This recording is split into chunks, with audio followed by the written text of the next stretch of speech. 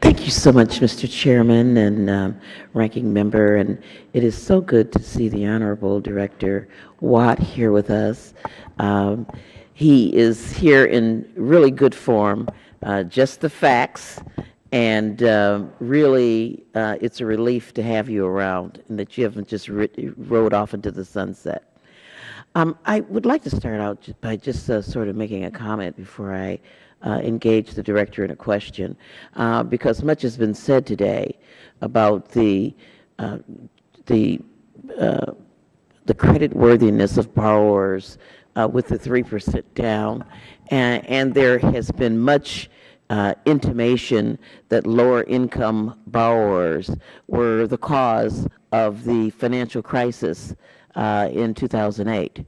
And so I just would like, Mr. Chairman, to ask unanimous consent to put into the record a report done by Manuel Adelino from Duke University, Antoinette Showar from MIT. Without objection. Thank you. And Felipe from Dartmouth, and also a seminar participants from Harvard Business School and MIT. I'm sorry, if the gentlelady will suspend. We seem to have a little audio problem here with the gentlelady's microphone. And maybe you ought to hit it once or twice. Try again. Thank you. This is a 42-page report, Mr. Director and Mr. Chairman, but its conclusions are that the higher default rates can be attributed to loans made to middle and upper income folk and not low income folk. And so I just wanted to clarify for the 1,000,000th time that the lower income borrowers were not the primary reason for the financial meltdown. I don't know if you have any comment about that research, but I would like to enter that into the record. I'm glad I don't have to participate in that debate anymore. Okay. Thank you. I was looking through your prepared testimony, and you talked about mortgage servicing. And I guess it wasn't really clear to me through your testimony what was the product of the, there hasn't been changes in the compensation structure, better aligning of servicers' incentives with those of the enterprises, and I was wondering how that translated into better mortgage servicing for the customers. Well, that's a very difficult subject because it's massive. What essentially has happened over time as a result of the meltdown is servicing went from just collecting money on mortgages to a much more difficult process of dealing with people who were in default. And so that whole industry has evolved, and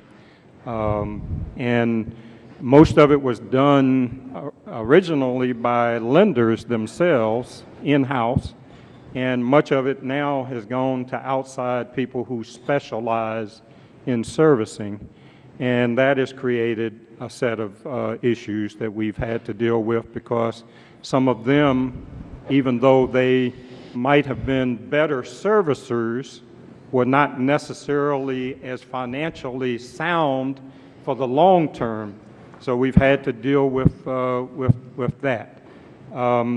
There's a wonderful study that was just put out by the Urban Institute that talks about that evolution and the costs that have been associated with servicing, that where you could service a loan for like 50 cents a loan, and now it's up, or $50 fee to a servicer.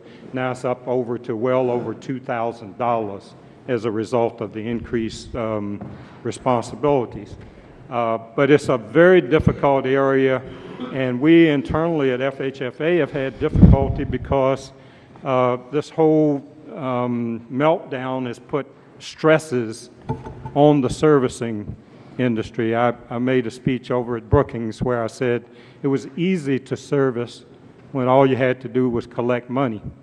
It is very difficult servicing mortgage now when people are in. Reclaiming my time. I would assume well, I have another question. The gentlelady may have another question. She's just simply out of time, so she could submit the question for the record, and the witness can respond as possible. Time of the gentlelady has expired.